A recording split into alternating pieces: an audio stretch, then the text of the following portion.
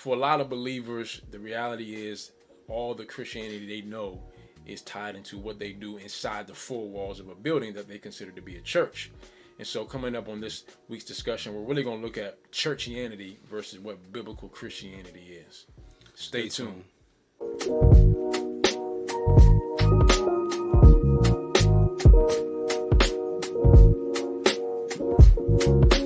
Hey, what's going on, y'all? Thank you for checking in the Word Made Fresh once again, where if you're interested in being involved in a community where we're sharpening one another and encouraging one another with the Word, consider hitting that subscribe button and the notification bell as well.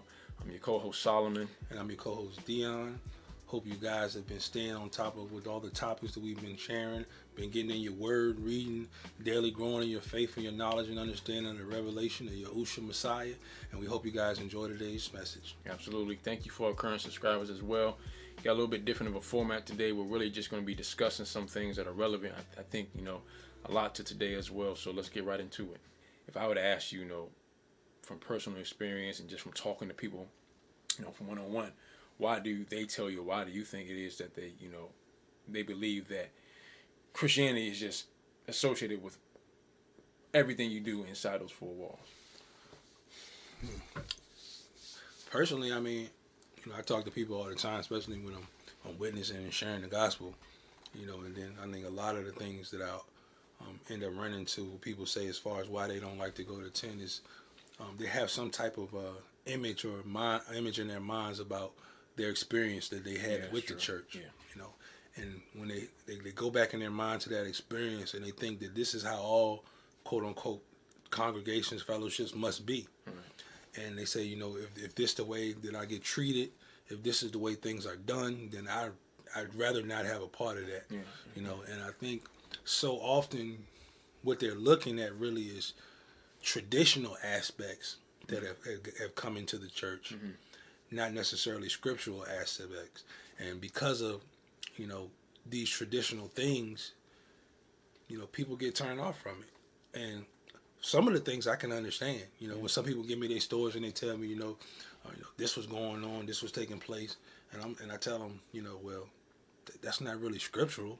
Yeah. That's not really the word. And you can't really, judge the faith off of, what took place in that fellowship or congregation, Yeah, that's true. You're dealing with people, what I'm saying? And so, any assembly you go to, you're gonna have those differences. That's why we call it to be long-suffering.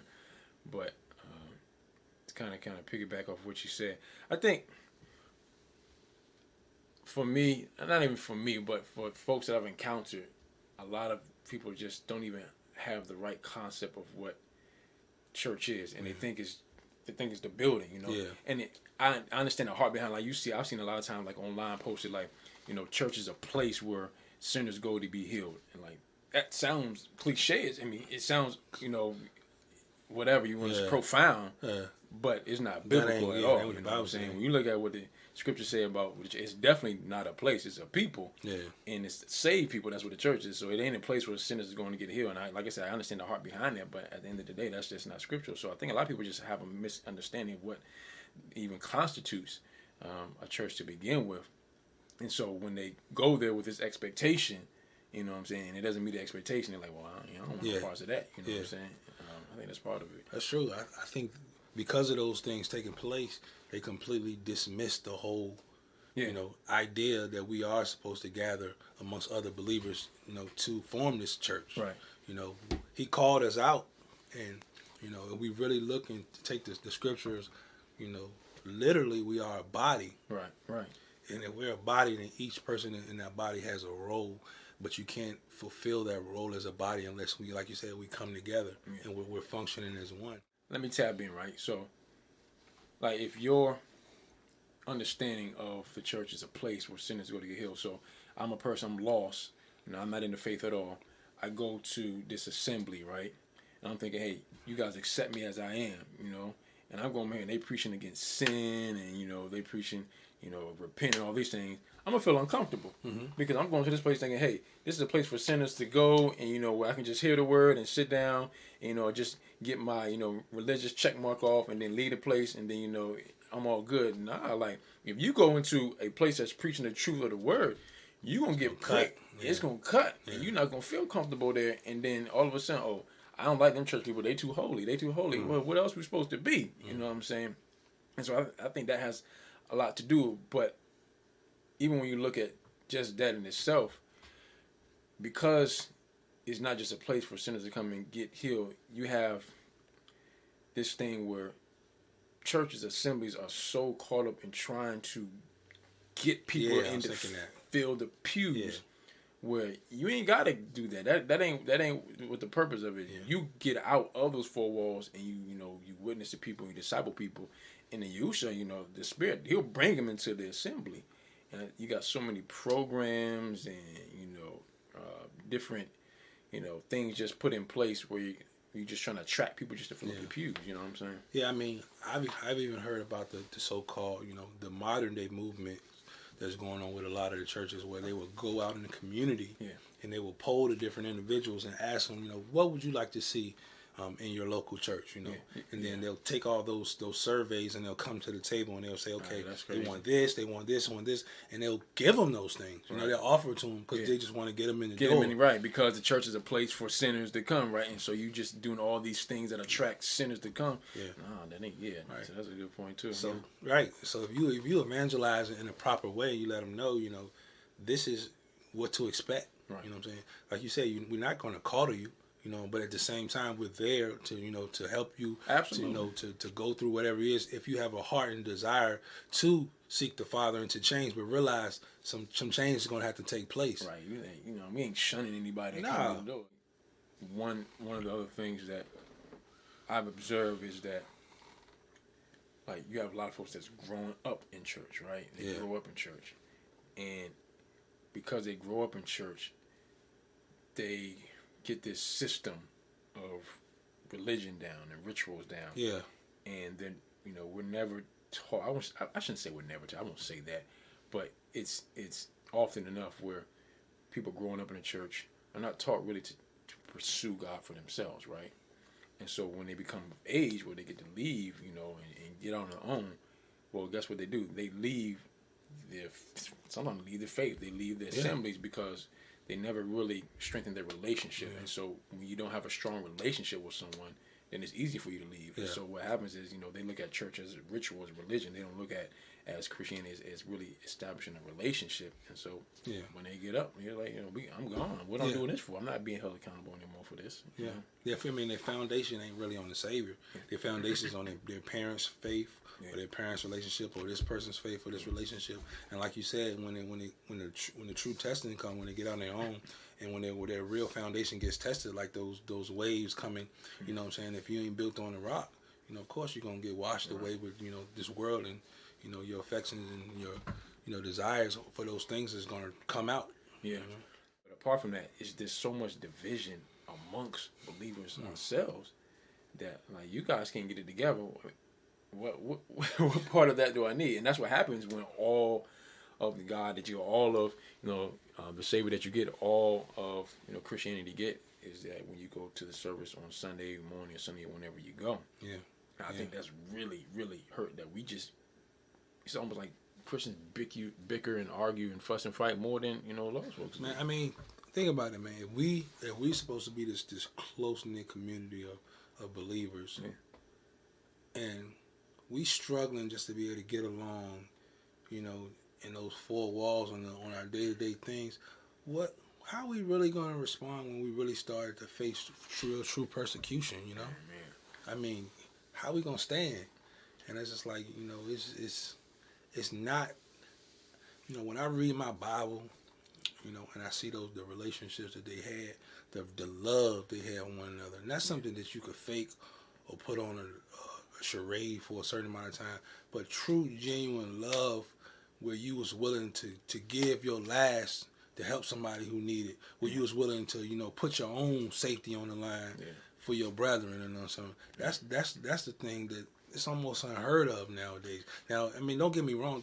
There is, an inkling, a small, of places and people that does like that. Right, you're not saying a blanket statement of everybody, but it's just lacking in a major way on a grand scheme of things, Yeah, and like when you again look at biblical Christianity, look at, what's been Americanized Western culture, is that you're viewed as spiritual if you attend a service on Sunday, and Sunday evening, and then your Wednesday, you're viewed as being spiritual. Yeah. And if you do, that's not biblical. That's Americanized Christianity. That's what your spirituality is weighed up against. How much do you go to church? I believe that's the case. How much do you go to church? And really, when you look at the scriptures, a lot of the activity that was happening was outside of the assembly together. Yeah. That's what it was. A lot of the activity, just read the book of Acts. And a lot of the activity when it comes to discipling and leading folks to the Lord, that wasn't happening within an assembly. And so what we do nowadays is we invite people, hey, come to my church, come to my church, come to my church. And this is how, we're going to win you to Christ. This is how we're going to discipleize you. Just come to church, come to church, come to church. Nah, like that stuff takes so much place outside of the assembly. And when we don't have that, that expectation or that understanding, I think it just turns people off, from the assembly altogether. Yeah, I mean that's real. I believe you have individuals who really have a desire to seek the Father, to fellowship, to have their role exercised, in the gathering, in the fellowship, in the assembly, but they're struggling to find that place where they feel they fit in, that with the things they believe and agree in are being preached, with or even just finding some place who opens their doors to them and is scripturally functioning as a church should. What will you say to those individuals? You ain't gonna. All you gotta do is read Revelation, and it tells you the state of the church. As the days progress, as we get closer and closer to the return of Yahusha. So you're not gonna find a place that's really, you're dealing with people, number one. So you're never gonna find a place that's perfect. You know what I'm saying? Yeah. But at the same time, especially with what's happened, between 2019 and now, like I think. When you look at all the doors of the assemblies that have shut down, they're not gathering, not meeting anywhere. I think that was I don't think the events of 2020 caused them to close their doors. I think that was just really a test. Yeah. And it really showed their true colors of where they stood to begin with. Especially, I get it, I'm going to just call it what it is. You know what I'm saying? This video might not be up for long. Call it like it is. But I'm going to call it like it is. Like, after week 3 of this so-called pandemic, I'm just calling it what it is. I started looking at some things like, what's really going on here? You know what I'm saying? Like, what? And then start looking at statistics as it continue to go on. I'm like, this ain't this ain't even what it is. This ain't really what they making it out to be. And so, as the church, who's called to be the pillar and ground of the truth. Yeah. Like, at what point do you stand up for the truth? Right. And when they say pillar and ground of the truth, sure, you can talk about doctrinal truth, but I'm just talking about truth, period. Yeah. You know what I'm saying? At what point do you stand up to that? And so you look at all these places that have shut down their doors, they're not even meeting anymore. You're like, what are you really standing for right now? You know what I'm saying? And so it's hard for, I think, a believer to find a place, but, or I shouldn't say a place, an assembly to gather with, but at the same time, it is the will of the Father for us to be associated with other believers. And so he'll lead you if you're praying diligently and you're seeking. And again, your expectation has to be, I'm not going to find a perfect place, but there's some foundational things that we agree upon, and anything else outside of that, we can work around that. But for me to fulfill my purpose completely with the spiritual gift I've been given, it's going to be, tied in with the assembly, and of course outside as well. You know what I'm saying? I mean, you got to believe that if you're fulfilling his will, if you're walking in fellowship and you're fulfilling his will, he's going to give you, the protection. He's going to give you the tools. He's going to give you everything necessary to be able to do it. He's going to have to. I mean, and not that we obligate him to that, but if the church is to be really his primary vessel for bringing in the kingdom, he's going to have to protect you from, whatever. He said the gates of hell will not prevail. Listen, if you want to keep it real with you, this whole thing that's been going on, that's in my estimation, is an attack on the assembly. Straight out of hell. It's an attack on the assembly because you can say what you want. He's a master deceiver. He knows how to disguise things to make them look like something else. Mm-hmm. He knows how to shoot them darts from the backside to make you think it came from this side. He knows how to do that. Yeah. And when you look at how it has affected the church, in these past, year and a half, 2 years almost, you look at how it's affected the church, you can't tell me that hasn't been a blow. Yeah. You know what I'm saying? So, I mean, I think so much about the spirit of fear. Yeah. I mean, how many people who walk around, not really trusting or assured that the Father is there, right. that he's going to forsake them, that he's not going to keep them. And I think about, the Bible always talks, he's not giving us that spirit. Right. You know what I'm saying? And when you have something that comes along that's all you see is, fear being pitched, that's when you got to ask, what spirit is this of? Yeah, of you know course. What I'm saying? And of course. we know that's not of this Holy Spirit. Yeah. That's not of the set apart spirit, because he's going to tell us, he's going to give us one of peace. Yeah. He's going to tell us, focus on your Savior, focus on your truth, focus on your word, focus on the one who got you to where you are in the first place. Right. If he brought us all the way to this point just to throw us away, then what would be the point in the first place, Right. I mean, we staying on topic, that's what happens when you have churchianity and Christianity. Yeah, when all that's exactly what it is. When all you know is what happens inside those four walls, then when persecution comes, or when pressure comes, or when whatever deception comes, whatever the case, if you can't get to them four walls, then you don't know how to handle it. Right, you don't know how to handle it. Yeah, and that's the truth of the matter. So, yeah.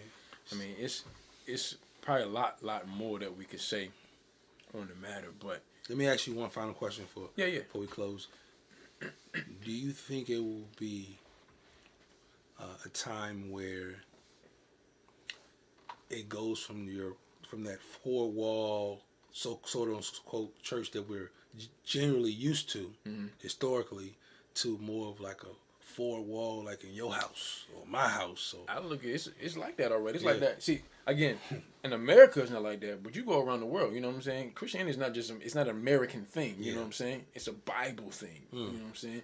It was in Israel before it ever came over to America. You understand what I'm saying? And so when you go around the country right now, it's like that in places right now. People being persecuted for what they believe. They getting killed for what they believe, and they meeting underground. I know personally of evangelists that are going to places where they having underground meetings. They having meetings in people's houses. We don't know nothing about that right now. But will it be a day when that probably comes? Absolutely. I think so. I do. I absolutely think that it'll be a day when that comes. So I mean, guys, take these words to mind. Think about these things, consider these things, because if that were the case, would you be able to still function? If they remove that, because like I said, for many people it has been removed. Yeah.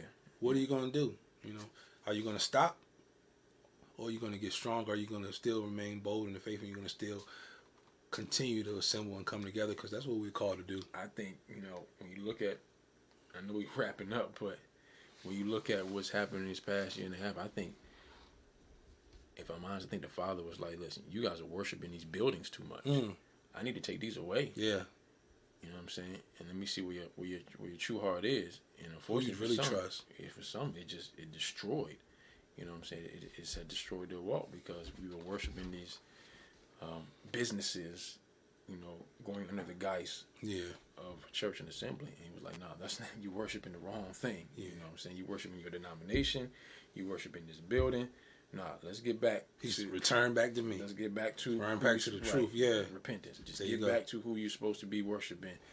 Hey, listen, believers, we're going to cut it right there. It's so much more we could probably talk about in depth, but we want to thank you once again for just taking your time out.